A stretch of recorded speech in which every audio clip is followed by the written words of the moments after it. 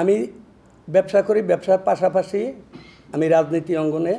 আমি 1979 সালে জিয়াউর রহমান আমার জালকাঠি দানসিঁড়ি খাল কাটতে গিয়েছিল। আমি তখন ক্লাস 6-এর ছাত্র। আমি ওখানে দানসিঁড়ি খাল কাটায় অংশগ্রহণ করি। ওখান থেকে জিয়াউর রহমানকে দেখে আমি ওনার প্রতি আমার শ্রদ্ধা, ওনাকে দেখে উনি একটা মোড়ার ভিতরে ওনার গলায় একটা তাবিজ ছিল, হয়তো আপনারা দেখছেন, এই যে মাদুলির মতো স্কোয়ার মাদলি।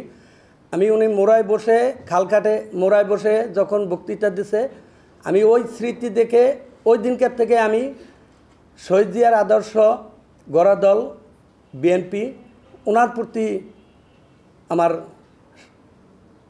বেড়ে যায়। এই দলে অন্তর্ভুক্ত হই। এই বিএনপিকে ভালোবেসে এই এলাকায় রাজনীতি শুরু করি। 2001 সালে গিয়াসউদ্দিন সাহেব যখন এমপি নির্বাচন করে, এখানে আওয়ামী লীগের আলাদা অফিস করতে দেব না, আমি নিজে দাঁড়াই থেকে ওই অফিসের মিল্লাদের মিষ্টি দান লাগাইছি 2001 সালের নির্বাচনে। এই যে তারা সাক্ষী, এখানে মিল্লাদে মিষ্টিটা আমার মিষ্টি দিয়া হয়েছে, এই উদ্বোধন হয়েছে আমার মিষ্টি দিয়া। আস্তে আস্তে কমিটি হইল। ওই কমিটিতে আমার এই ইউনিয়নের সহসভাপতি পদ দিছে। আমি আরও একটু উজ্জীবিত হইলাম। 2014 সালের ইউনিয়ন কমিটিতেও আমি সহসভাপতি।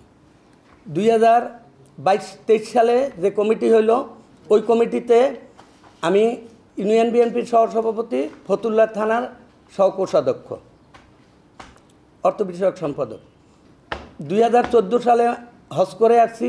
3 দিনের মাথায় হাসিনায় ফ্যাসিস্ট সরকারে হাসিনার ছিল, নিষেধাজ্ঞা ছিল যে আপনার মিছিল করা।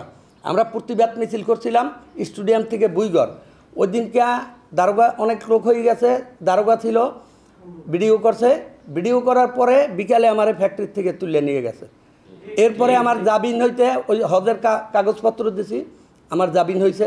আমি একজন বিজনেসম্যান, আমি ব্যবসা করি, ওই হিসাবে আমি অস্ত্র পাইছি। এখন আমার ওই বৈধ লাইসেন্সজারি অস্ত্র, ওই অস্ত্রটা নিয়ে বারবার ছবি দিতেছে। এরপরে রাষ্ট্রপতির সাথে আমার একটা ছবি দিতেছে। আমার মেয়ে যখন তুলে নেওয়ার পরে বঙ্গভবনে, রাষ্ট্রপতি বিয়ে আসতে পারে না, নানুজ ক্লাবে বিয়ে হয়েছে, বঙ্গভবনে দাওয়াত দিয়েছে। ছেলে মেয়ের বাবা মেয়ের মায়েদের তো দাওয়াত দিতেই পারে, দাওয়াত দিয়েছে। ওখানে গেছি, ওখানে একটা ছবি তুলছি। এই হইলে আমার ছবির পূর্বাকাণ্ড। এই যে 2023-এর কমিটি আপনাদের কাছে, আমি যে 5 তারিখের পরে নাকি আমি বিএনপি, 2023-এ 55টা খিচুড়ি করিয়া আমি শামীম ওসমানের রোশানলে পড়ছি। উনি আমার ভাইকে ডেকে বলছে 24 ঘন্টার ভিতরে এই এলাকা ছাড়তে বলো। আপনারা যদি কোনো প্রমাণ দেখাইতে পারেন, কোনো আওয়ামী